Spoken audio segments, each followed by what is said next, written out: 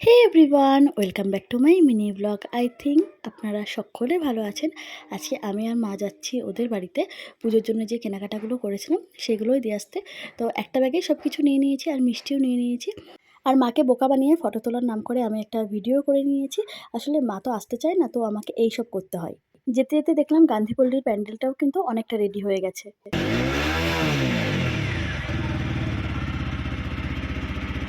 ওদের বাড়ি যাওয়ার পরেই না কারেন্ট চলে গেছিলো। খুব জোরে, জোরে বৃষ্টি হচ্ছিলো। ওইজন্য আমি আর কোনো ফুটেজ নিতে পারিনি। ওর গাড়িটা স্টার্ট দিলাম অনেকদিন পরে। তারপরে আসার সময় বাবা আমাকে এই ক্যাডবেরিটা কিনে দিয়েছিল। দেখছো কতটা বৃষ্টি হচ্ছে? আমি ভেবেছিলাম বাগদাতেই বৃষ্টি হচ্ছে, কিন্তু না, বনগাঁতেও বৃষ্টি হয়েছে। আর লাইটিংগুলো দেখে খুবই ভালো লাগছিল। আর এইখানে প্রত্যেকবারই না এরকম ফেয়ারি লাইটস লাগায়, তো খুব ভালো লাগছিল। আর এখানকার প্যান্ডেলটাও মানে অনেকটাই বলতে গেলে হয়ে গেছে। তো আজকের ভিডিওটা এইটুকুনি। যদি ভালো লেগে থাকে অবশ্যই like, comment, share and subscribe করে দিও। টাটা!